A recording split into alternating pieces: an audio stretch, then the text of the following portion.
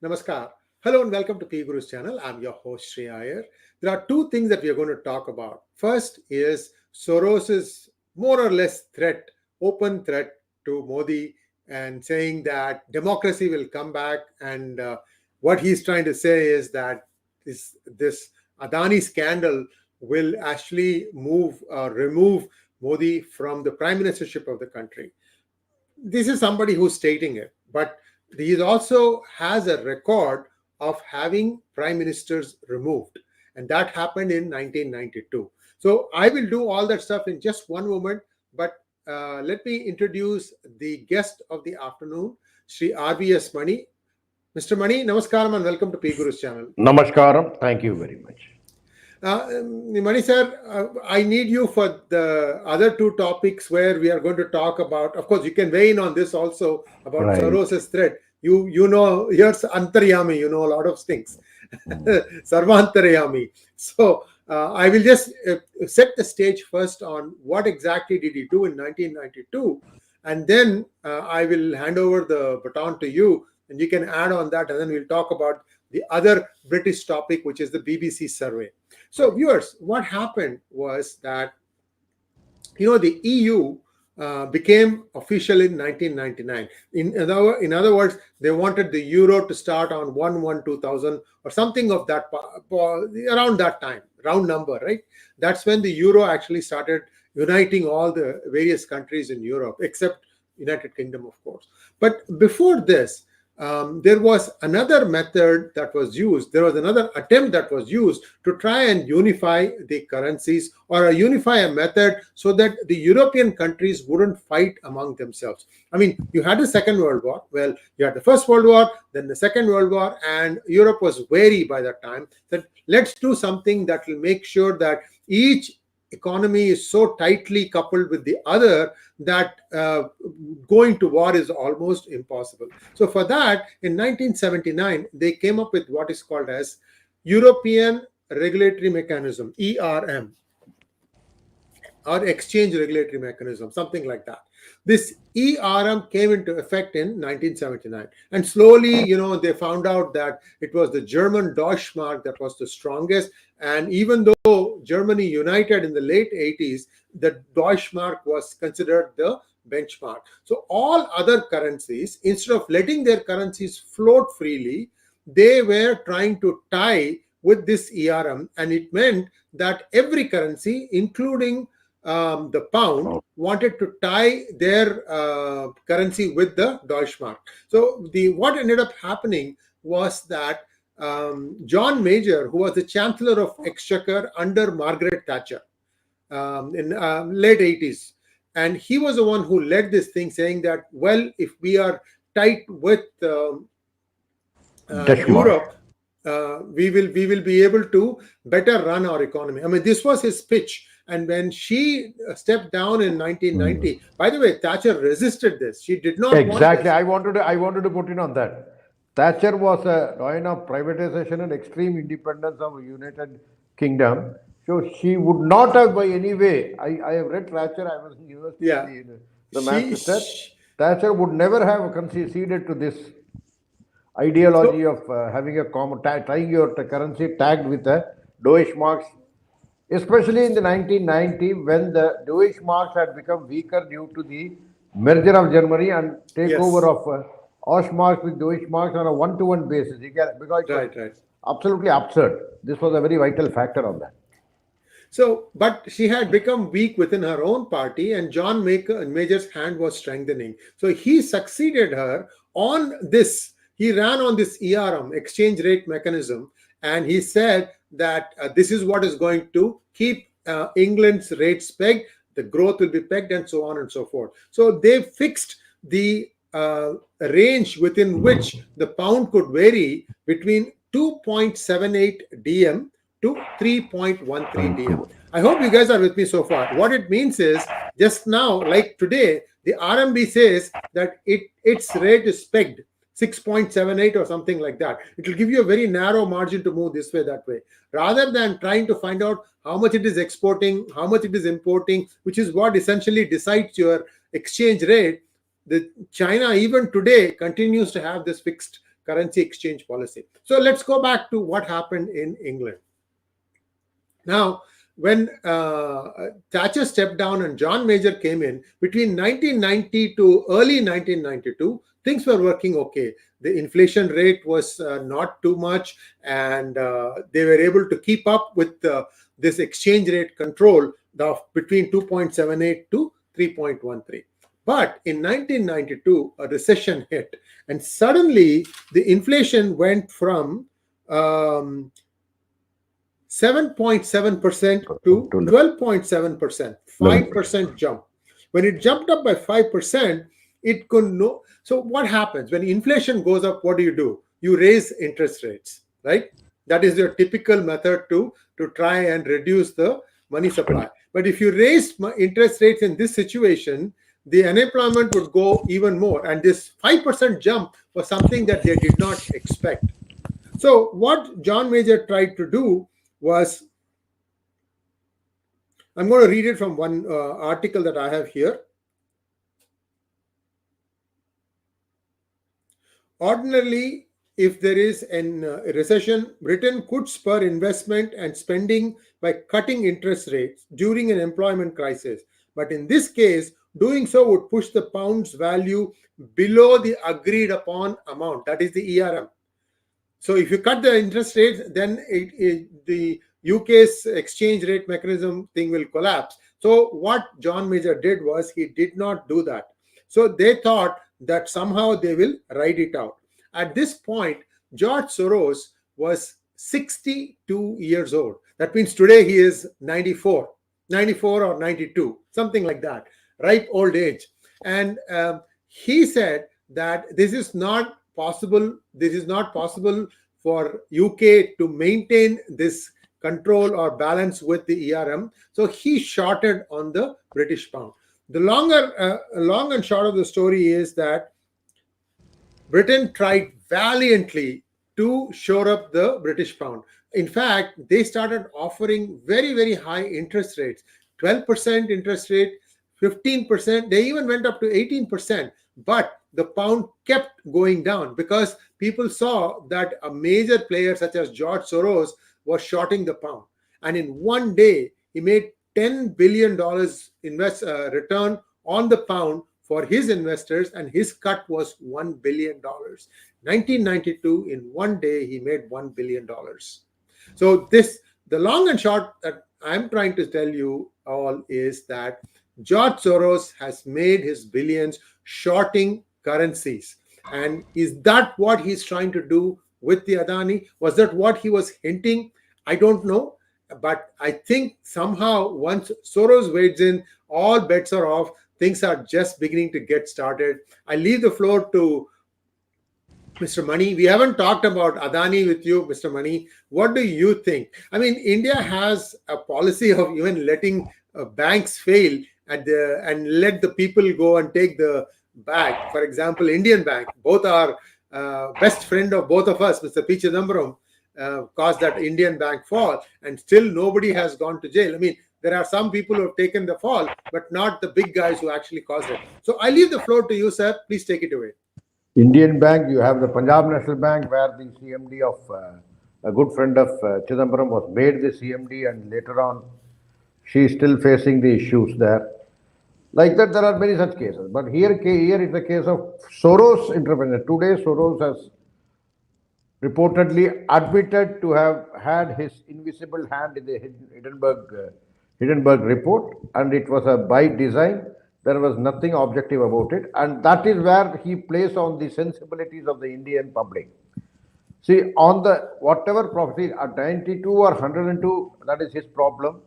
If he wants to make money, let him make money, fine. But through scrupulous means would have been better.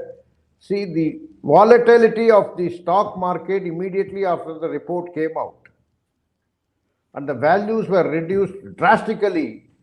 I do not know whether he had tried to play bullish on this or bearish on this because of the stock market term bearish, because he would have made the stock prices to crash, especially the Adani prices, because it's a very, very important thing. Adani is at present Forget about his links with the powers that be, forget about all other things.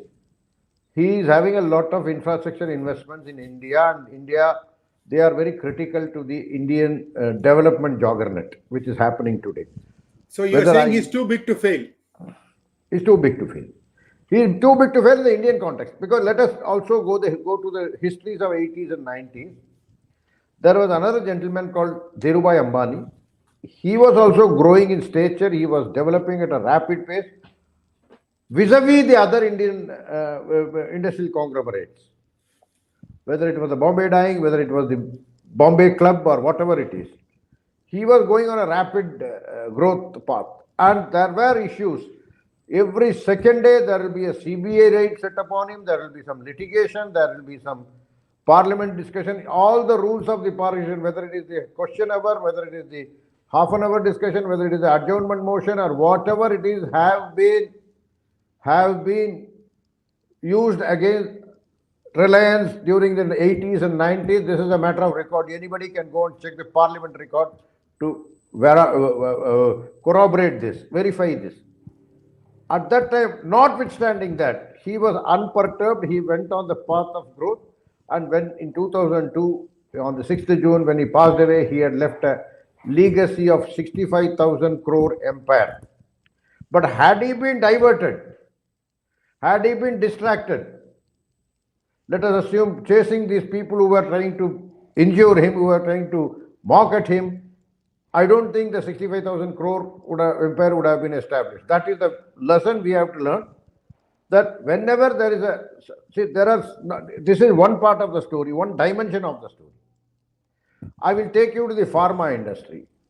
During the late 80s and early 90s, when the pharma industry was going at rapid strides, they were making certain important headway into there, whether it was Ranbaxy or whether other locally made pharma industries.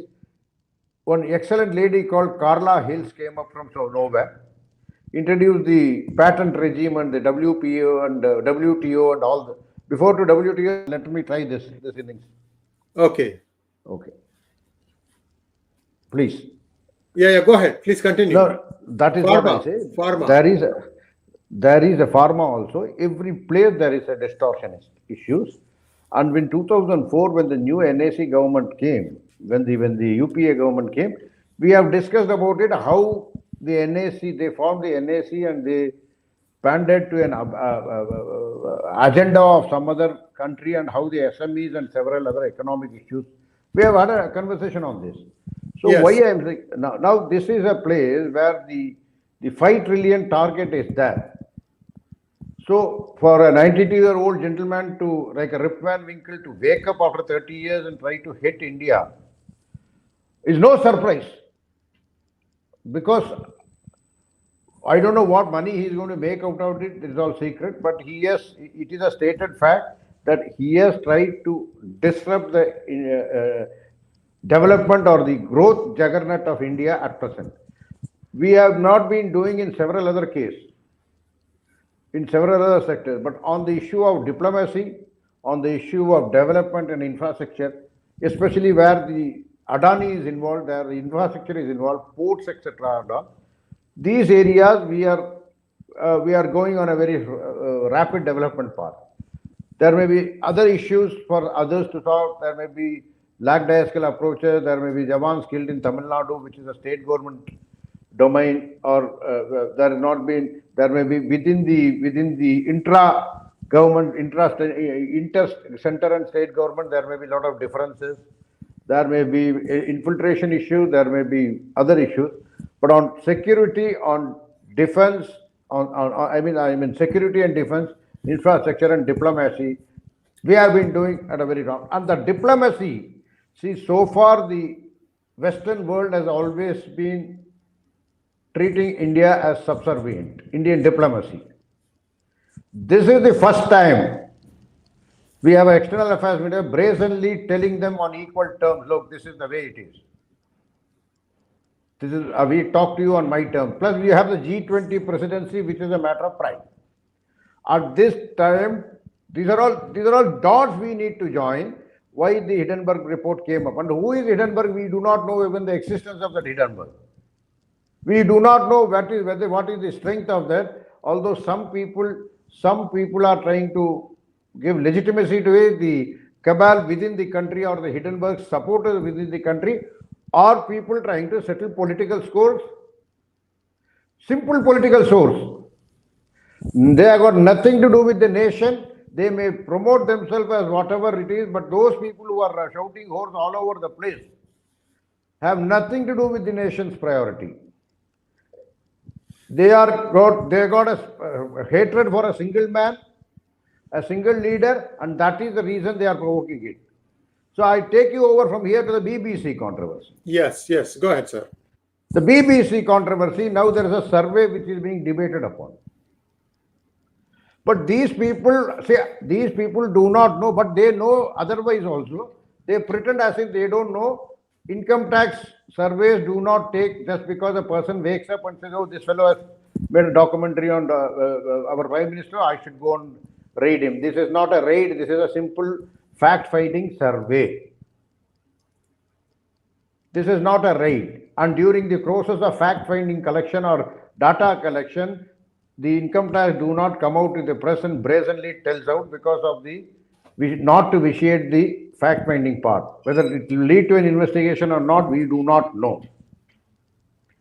And what tantamount to a victimization or vindictiveness in an income tax, I can say for so, because my 2010-11 return, in spite of, I can say with full conviction because I have the records on paper. It is there on income tax office. I can come and open on the net, I can come and open my income tax return. My 2010-11, where I was being victimized by the government, as a TDS, tax deducted at source, was not shown as credited and paid in the income tax account. This is where the government wants it. And after 2014 only, I personally requested somebody, and some income tax department was happy enough to settle it. Prior to that, I had met also people, but they said there were some invisible hands. This is what I want to say, nothing more than that. So this is not that, and there is basically a questionnaire process. If there is an issue, they would ask for a further clarification, for the additional information from the assessee about these are all the shortcomings, these are all, this information is incomplete, kindly clarify how this happened, all those things. Any chartered accountant will corroborate this. This is number one point. Repeatedly, this is relating to, ultimately they have found something related to 2012 returns, 12-13 or whatever it is. Let us now come. Income tax fellows will not simply go wake up one day and say that this fellow is deriding my Prime Minister, I should go and raid the place. That is not the case. There is a due process which is followed. And if they have had the tenacity, or if they have gone into the office of the BBC in Delhi or Mumbai, they would have backed it up with a lot of notices given over a period of at least 5-6 years. Anybody who is a genuine taxpayer knows it. Genuine taxpayer knows it. So and there comes the question again. I'm sure the BBC would have been Indian officers would have been in receipt of these notices or questionnaires or fact-finding or whatever you call it. Letters, communication. Were they having something to hide and to obfuscate the entire process of sharing the facts? Did they come out with an untimely BBC documentary? That is the first question now. The entire thing has become now topsy-turvy. Why? So what you are thinking, sir? I'm not thinking. I'm joining the dots. I know the working of income tax department, and they would have issued at least several notices asking for facts. Why did the BBC not share the facts? If they had nothing to hide, they could have said, this is my pay. There would have been a chartered accountant who would be doing these jobs for income tax. BBC or the BBC himself would have had an internal person who would be handling these tax matters.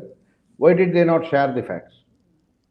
Had they shared the facts, there would have been no need to bring out a very ugly documentary about something which is all full of lies, I can say, because here also I come into the fact that by personal experience, I have filed an affidavit, which is about which I have mentioned in my book also, Sardarji Maganji Waghela case, and how Sanjay Bhatt was lying.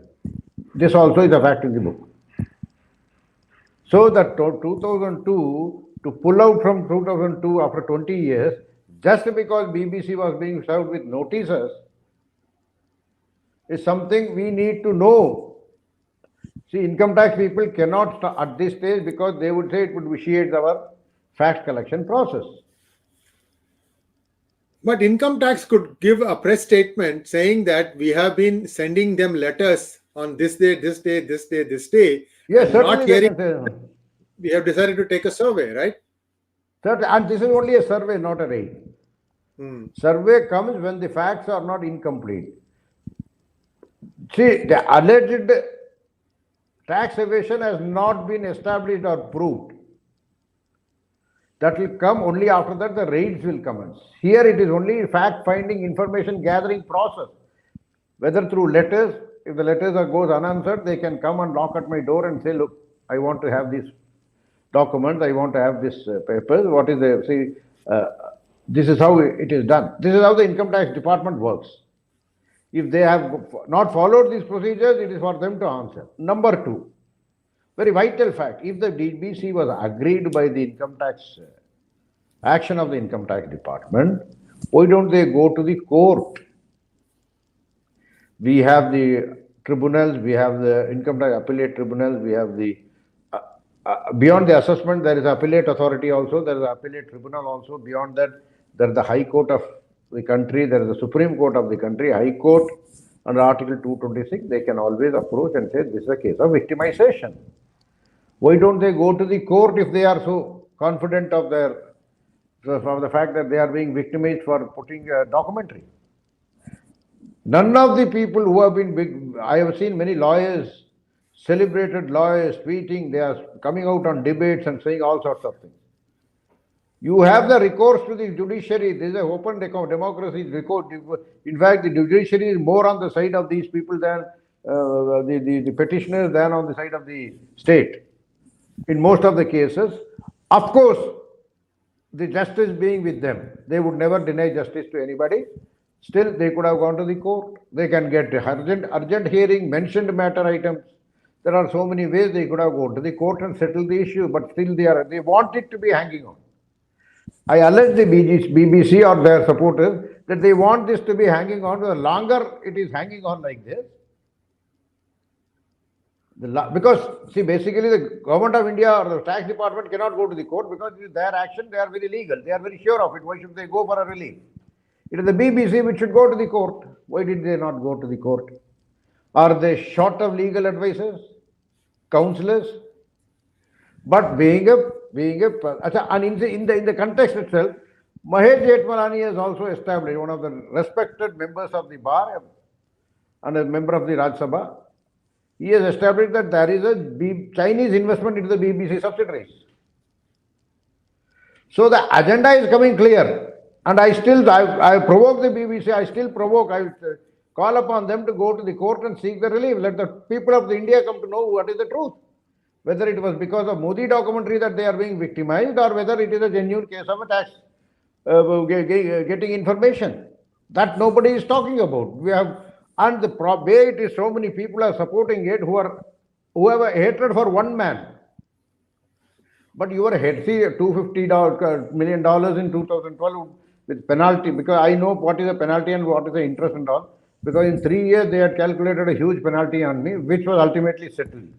A tax paid by the government from a government department deducted from me was not shown in this. During the time, my days of victimization, anybody can.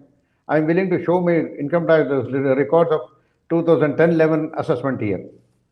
So that I am telling you with conviction. So if they want to be victimizing you, they can do it in so many other ways. But here, it is simply that it is not that they can wake up one day and say, look, I want to get after this fellow, let us send a survey team. That is not the way it is done. Even in a case of a raid, it is a principal, a commissioner level officer, the DG IT, the DG investigation has to clear the raid. Before that, the raiding team cannot go, or the additional DG, or the additional commissioner, or the commissioner level officer has to approve the raid satisfying himself. This is all provisions of internal circulars are there. I've had very close friends who have been colleagues of mine or senior colleagues of mine from income tax division department. They say that there is a very detailed procedure before a person can simply knock at your door and say, I want to make a raid. A raid, I'm talking about, the gravest point of raid. And in spite of that, nobody is talking of the internal procedures. They say that income tax fellows mean they are a bunch of mischief mongers or thugs who are going to collect tax from you or harass you or anything else. That is not the case. So please let us respect the institution. Let us not deride the institution just for some people have a political vested interest in this. They have a hatred towards the Prime Minister or whomsoever it is. The documentary and the survey are not linked. And that is the end and be all of that. So this needs to be clear. That is the reason I decided to come on this. Now, George Soros has also come out. It is good that today he confessed incidentally. But at the same time, this is also a fact that this type of witch hunting which is happening against the government should stop. I hope the media also brings out, the mainstream media also brings out this fact that the income tax people are not mischief mongers who will get up one day and say, let us go and raid RVS money or let us go and raid CIS. They are not like that. This needs to be told, and it would be much better if an income tax officer or a retired income tax officer comes out and clarifies this procedure part of the way, how the survey, how it has come to the fructified to the level of a survey. Why did BBP on simple communication might not have replied satisfactorily? This very because please. Yeah, let's see how that plays out, sir. We have to talk about one more topic, and we are already halfway into our program. I was hoping that we can talk about that. Please. So in Jammu and Kashmir, something strange is happening, Maniji. Last few weeks, they have been going after many properties that have encroached upon the road or beyond what their area was, and they were demolishing all these things. And then this has been going on for a few weeks. People have been unhappy. Of course, you will be unhappy. You didn't follow the rules. And then when you construct a building and it gets demolished, you are not going to be happy. This is something similar to bulldozer. Maybe they are trying to make another bulldozer-like situation in Srinagar. And is that why now I'm hearing that the center has stopped doing this? So if you're going to stop it, then why even start it in the first place? I mean, these are going to have consequences. People don't like to tear down their walls. Never mind the fact that they never followed the rules in the first place. It's always like play victim card, play victim card, play victim card. So what do you think is really going on in the center's mind right now? That only center can answer, because if they are having started, see the drive began is an excellent initiative. It is an excellent initiative and it should have been sustained.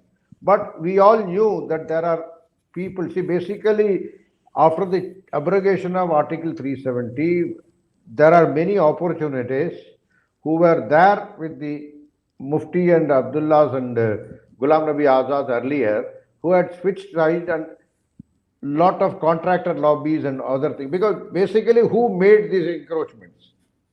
It is either the politically powerful or the contractor lobby or the recommendees of Masood Azhar, as is very well established.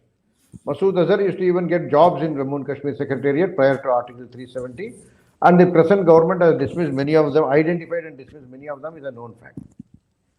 In this context, they somehow are able to switch side and hold stranglehold over the government again, get into the positions. So if the union has taken union does not have it there, the Lieutenant Governor or the Secretariat or the Secretariat of Jammu and Kashmir being a union territory is the ears and eyes of the government. We do not know what even now 40% they say is still not very reliable staff is there, Masood Azhar's appointees.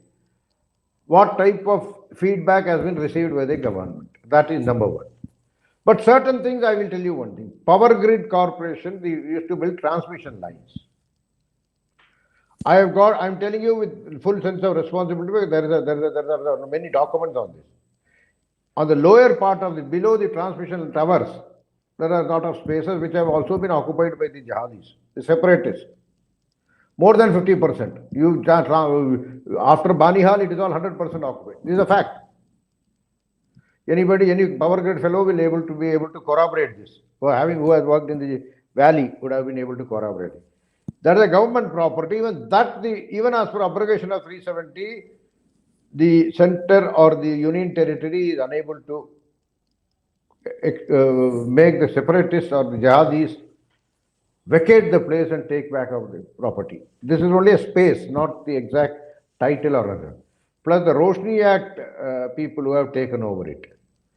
They would have taken over a land parcel, and the entire perimeter, they would keep on extending the perimeter like that, and ultimately it will come on the public utility or the public space or the government land. That is how they do it. They used to do it. Some sort of a liberalism or whatever. Simply spread their land parcel by leaps and bounds. If it is coming on the way of that, the government should be ruthless. See, if you are not ruthless in handling a Kashmir-like situation, you are inviting trouble again. 370, when it was in vogue, there were people who were making money. 2017, NIA did raid the 21 separatist leaders, but there were other cahoots who were working with them who got escaped. The cross-border traders and others. And they are also equally culpable as the separatists were in terms of funding the terror now, or funding the stone pelting and all that. Now, if you are again allowing the long rope to these, it is the same people, the critical mass who would shift loyalties as per the government in power, they only are able to manage this issue. So the government should not succumb to power. My take is they should sustain and continue the demolition process without any ado. Without much ado, they should continue it. It was an excellent process. If the development has to take place in the valley and it has to come back to some sort of a normalcy, mere law and order issue is not that. The development, the employment and the other things have to happen. This is extremely important that these type of encroachments are done away with, some sort of order is restored. See, basically it is also sort of a thief. It is also a theft. And those thieves cannot be allowed to get away like this due to political pressure. Whether even Mehbooba Mufti has spoken against this anti-encroachment bulldozer thing, but we know what her credibilities are. So we should be very strong on this. That is what. Thank you very much. Thank you, sir. Now, viewers, there is also some other reasons for it. It is possible, I'm not saying it is what is happening, that today or yesterday it was election time in Tripura. And then I think Meghalaya and Nagaland also are going to elections, maybe next week, if I remember correctly. Maybe this is a temporary pause, a temporary lull, because they may not want that backlash saying that, oh, look, minorities are being subjected to bulldozerism. You never know what kind of talk gets spoken in various, you can't go to every meeting of every party to see what they talk. So, because anything bad, you whips up passions and suddenly they may say, oh, okay, BJP should not be voted in. It's possible that the government said, okay, let's pause it for a week and then you resume it. We'll see how it goes. We have to just give you all the different angles. And 1 second, sir, we have a few questions. Maybe we can just take a couple of questions. Yeah. Please. Here we go. Sachin Sharma, how do you see this? Can Soros not only turn down just Adani, but even the Indian stock market, which is soaring around the world, whereas rest is not doing so good?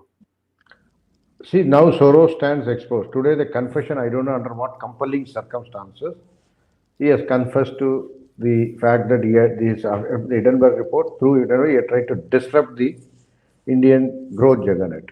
So I don't think he would be able to turn down Advani's growth. It is only a matter of time. And ultimately, Soros will also fade into oblivion, I'm sure, because there are two reasons for that. He is a spent force. Although he is showing his muscle because of the financial assets he has gathered over the years, but on the age side, he has very little to be with. That's it. Next question from Nitin Jain. Is Soros like Winston Churchill? Nitin, this guy is just a raider. He is the guy who actually took off the hedge fund business, hedge against something happening. And that's how he made his fortune. He became famous as the hedge fund person. I don't think, see, Winston Churchill was much more diabolical. This guy is just pure profits and his thing that there should be open society without any borders. A very utopian kind of a viewpoint. That's all I can say. I don't think he's like Winston Churchill. So go ahead. You have put it in much softer word. I would say he's a blackmail. As simple as that. Yeah. Next question, please. Raghavan, sir, you suspected Adani did something wrong. Are you changing your view now after Mani's explanation? No, I've never changed my view. All I'm saying is nobody seems to be asking how Adani got so much money, because he's running so many infrastructure and port, and the ownership shows that at least he has 63%, if not more, in all his companies. See, if you had a software company guy, if you had a software idea and that software took off, got installed on every PC like Microsoft Windows, then I can understand that the money was done. The multiplier is huge, which is why software business is one of the most profitable businesses. The multiplier can be achieved without too much extra input. But what Adani has done is infrastructure, ports, utilities. These are all long-term gestation projects. It takes time for the returns to come. So how is he owning such high percentages of all these companies? That's what I'm asking. I'm not saying right or wrong. The legality has to be established in courts that he did something legal or illegal. I don't think we are at that point. All we are trying to do now is people like Soros is trying to short his stock and make money off of it. This is a pure profit motive. When where the Adani stock is going to stabilize is something that the markets will dictate. Unfortunately, India's markets are very shallow. So the volatility is very, very high. Here today, gone tomorrow kind of situation. Next question from Raghunandan. Anglo Saxon, five ice country are against India. It is clear that we take leadership of global south, of which 80 of the world or 60% of global economy, which is a playing ground of the West. Your view? I would rather say with G20 mantle having come up, it is that we are not very far away from taking the global leadership. It is only a matter of time that maybe a 2-decade or a 3-decade story. We should aim for that. See, let us not have a cleavage over this, because certain core competence, certain areas we have overwhelming, which has so far been suppressed. Now, for example, the lithium deposits in Jammu and Kashmir could be also. Here, I want to say something very important thing. The oil lobby had always created problems in Indian growth story, whether it was the Narmada project or whether it was the Kudangulam. Whenever you talk of energy dependence outside the oil, some sort of invisible hand has raised the issue. Now, these lithium deposits have come. I'm sure you are in for some more protests, etc. Now, yesterday itself it has started in some places. But the question again about the environmental or eco-friendly or some Greta Thunberg or some Malala will start shouting all day, or some Medha Patkar will start it. Notwithstanding that, it is a fact that it could be a game changer. Our lesser dependence, if I'll tell you a small, I'll just take you 1 minute back. In 70s, before the Persian Gulf struck the oil power, the Islamic countries themselves were moving away from the radicalized Islam and going for modernity. If you have seen the photographs of Afghanistan, Iraq, Iran, etc. But the oil stuck and they knew their power and they also started going retrograde. But if the oil dependency and the Islamic terrorism as per se started in India. So if the oil dependency is reduced, the Islamic pressure on the Indian nation may also commensurately reduce, and so that is a clear causal link between the two. That needs to be really appreciated, and we should go ahead, notwithstanding any type of That is the reason is the anti-development lobby or now the ecological lobby or environmental lobby will start mischief in India immediately once you start harnessing the lithium. So these are all facts, or the hydrogen gas which our friend 𝗒𝙧𝙤𝙀𝘀𝘀 is trying to introduce. These are all hard realities. They once you try to challenge their stereotypes, they get agitated. They plant all sorts of agitations in India. That is true story. Thank you. Rajiv Pillai wants to know, is it a coincidence that the events such as RaGa's conclusion of the failed rally, Imperial BBC's Gujarat narratives, and Hindenburg's fake analysis come together on Unification Day of January 26th? That you have also already joined the dots and come out with that. I don't have to answer. It cannot be it cannot be a pure coincidence. So there must be some designer somewhere. See, even if you can look at even George Soros' statement of today as an attempt to try and destabilize the Modi government and usher in a more West-friendly government. In their eyes, it is a Congress-based coalition. The challenge for them is that the leadership is not there to challenge Modi. If there's a good leader, I'm sure BJP will find the going a lot harder. In fact, that will benefit the country because a strong opposition will also put the ruling government on notice and make sure that they are much more responsive. Sometimes you see this government not respond at all. So such things will not be there. They'll be working with much more alacrity. Right. Next question. Next question is from MSC. Why Indian Constitution think of separate civil criminal courts to monitor them? Similarly, separate civil and criminal law for lawmakers in India. What he's saying is the lawmakers don't think that the rules apply to them. There are several other issues which needs to be. I'm not talking of a separate law or anything like that. We are a country of rule of law. We are agreed with conscience. But more importantly, some sort of a timeline. See, in few of the countries like Singapore or etc., there is a timeline for the cases of trial to conclude, whether in the Sessions case or in the High Court or in the Supreme Court, whatever level. So let us prescribe timelines within the Constitution or within the Criminal Procedure Code or wherever it is possible. And the courts have to abide by them. Some sort of reforms in the judicial area are required, and certainly certain other vital things like witness protection schemes and other things have to be made out. Notwithstanding plea bargaining, witness protection schemes, they have been in the consideration for the last 50 years, but nothing has come out like this. And the timeline for criminal trials or the timeline for even entire court cases to conclude and recourse to alternate dispute resolution mechanisms, these two have to be very, very robustly introduced and followed up with in partnership with judiciary. Now the judiciary is at loggerhead with the executive about the turf war or something like that. Instead of that, they should partner each other. The judiciary should also show the concern, because ensuring the right to justice is the job of the national executive, the union law minister. It is not judiciary's thing. So they may live in their own life, but he is elected representative. It is his job to ensure and guarantee the fundamental rights. That is what he has been elected for. And right to justice is one like that. So they should partner it. They should not confront each other. They should partner it, how to do it, what could be the reforms, etc. Not just one judicial judges conference in a year and just forget about all high-sounding speeches are made and then forget about it. This law minister, he is doing a lot of initiatives. I hope the judiciary will also partner with him, strengthen in hands, and ultimately we will come to faster criminal procedures, faster criminal trials, etc., timely and all that. Thank you. Vinayak Dashaka wants to know who funds George, why, what gains. I think George Soros has enough money of his own. He doesn't need anybody else. That's the challenge. He's the highest or the biggest donor to the Democratic Party. Every time he donates money, I think it's $100 million tranches.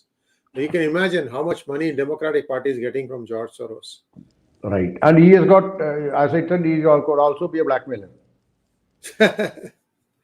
Raghunandan wants to know, RVS, I have no doubt that BBC documentary is commissioned by UK state. It's mouthpiece of UK state, sir. Your view on it? See, we all know that it is the official broadcaster of UK state. But now with Mahesh Jethmalani's revelations that it is some Chinese investments have taken into the corporation, that is number one. And the UK states disclaimer that it is not fully owned by, they have no control, etc. Maybe a board of governors, a couple of members, and all that. Notwithstanding that, it is an attempt. See, if you see the last few years, it is an attempt. At the same time, Preeti Patel, as a UK Minister, as a Home Secretary, had initiated the review of this, where this Islamization and 80% Islamic terrorism and Khalistani terrorism, in addition to that, and the ISIS returnees, all these are coming also to the note. Concurrently, when the BBC is trying to propagate this type of a narrative. So this needs to be seen, whether is it a change of guard at the center in the UK government, or Boris Johnson himself was in support of that, or his successor Theresa May, we do not know. But Preeti Patel did flag these issues as a review of the terror activities in UK, and there we had seen that. So that is number one. And recently, if you see that Sunday Guardian of last Sunday, it is not the UK. There have been several PIOs and foreign embassies in India, non-NATO, non-UE embassy in India had held a meeting. Besides that, a meeting in the office of an advocate, and in the meeting in Moti Bagh or wherever it is. And we have seen even Khalid Kasuri visiting India without even informing the government of India. Nobody knew it, and Mr. Manishankar Iyer hosting him. So these are all, so these type of anti-India, Khalid Kasuri was the Indian High Commissioner of Pakistan in India, had indulged in a lot of anti-India thing. High Commissioner in Pakistan is one of the hotbeds of ISA activities in India. I will assure you that. There are many cases which have been caught by Special Cell of Delhi Police. There are adequate number of cases. So these are all factors. So we do not need, and particularly UK doing it manifestly. There are many other people who are already doing it.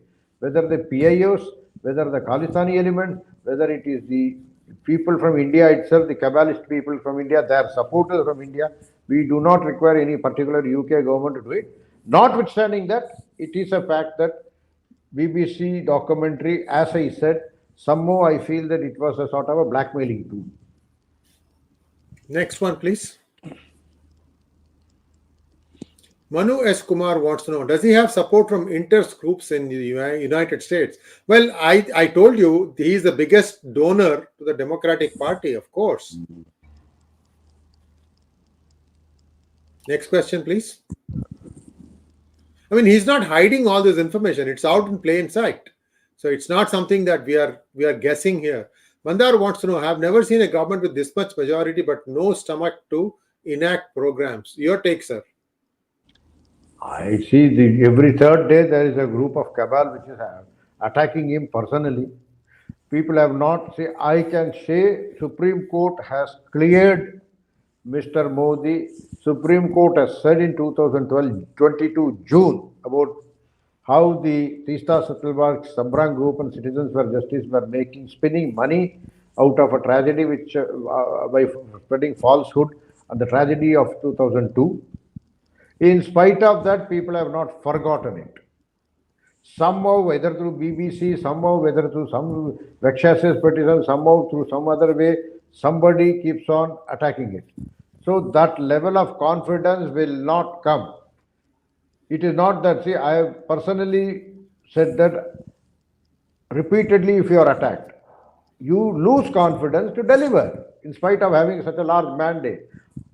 That could be one of the constraining factors to stomach enact program. Notwithstanding, certain areas like the Kushal Bharat, Kaushal Bharat, Kushal Bharat, Swachh Bharat, etc., etc. Swachh Bharat, there is a cascading effect. There is a lot of public health issues which have been addressed. Your vaccine program was a success. Your COVID counter actions were particularly vis-a-vis, I'm not saying it was overwhelming, but vis-a-vis the other developed countries, we fared much better. So these are all challenges we are meeting. But what more type of programs you want to enact, I do not know. So these are, and Mudra scheme about the self-employment, lot of good things have happened. These are all schemes where I have been successful. And the robust security investments have taken place on which there is a lot of good things which have happened. Some are on the public domain, some cannot be shared. Thank you. Next question, please. Ranjit Kapoor, sir, quick answer, sir, because we have still 4 or 5 questions left. Al Jazeera, I think, is already banned. Although P. Chidambaram gave the permission to operate in 2009, but I do not think Al Jazeera has a presence in India. But BBC has been there. It's a legacy issue whether we can ban it after this, or maybe after you establish a tax fraud or a tax evasion or tax avoidance. And then act against that. Yeah. Use it as a ruse, you can act against them. Next one, please.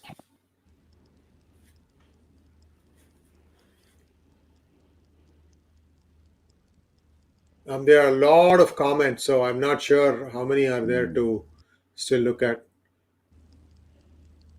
Okay, here I'll pull up a couple that I can see right in front of me.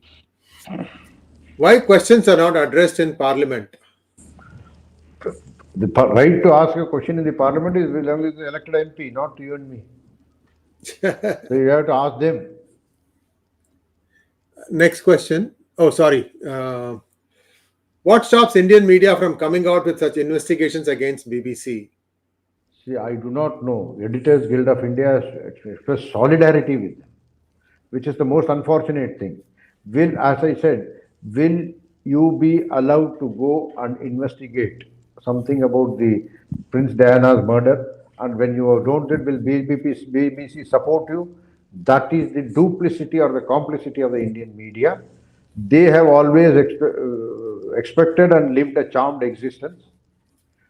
Basically, there are a few very interesting, very hard facts. It is in Modi's tenure that they are stopped from accommodating him on his foreign trips. Otherwise, the foreign trips of a prime minister used to be a large essay with wine and other things, food and wine flowing, and innumerable packets of cigarettes and all that. These are people used to bring cartons of cigarettes, stealing, having pocketed from the PM's entourage. So these were all happening till 2014. This fellow has stopped all that. So they would never support Modi. Luke Bloke wants to know, we hear that George Soros is targeting powerful folks across the world. Why is no one bringing him down? He has to do something illegal. Thus far, if he's doing everything legal, I mean, he'll still have a battery of lawyers to defend him. It's not easy. When somebody has money power, it's not so easy to bring him down. Sir, go ahead. Precisely. Next question. Are our intelligence agencies not capable yet to preempt international conspiracies against our nation? Intelligence agencies only collect and share the intelligence with the government of India of the day. After that, based on those intelligence, the government has to act. And the government cannot simply go and act because they have intelligence against a particular thing, unless and until that fellow steps on the wrong pedal. Illegal pedal, first step he has to keep. Prior to that, you cannot go and do some sort of a preventive arrest or a preventive action. We will be alert and gathered so that the damage will not be there, or prevent actions, adverse impact of that. But the first step has to be kept by the mischief monger only on the illegal pedal. Till that time, with all the intelligence, you will be waiting and laying down, saying that let him come and do it, or let him show some signs of doing it. Some action has to take place. Mere planning of a crime does not, or thinking of a crime does not tantamount to a crime. You have to take the first step on that. At that stage only we can do it, and that we are doing it. Right. Thank you so much, sir. That brings us to a close of today's program. Viewers, please like, share, and subscribe to our channel, and don't forget to click on the bell button for notifications. Namaskar. Namaskar. Thank you very much. Thank you, sir.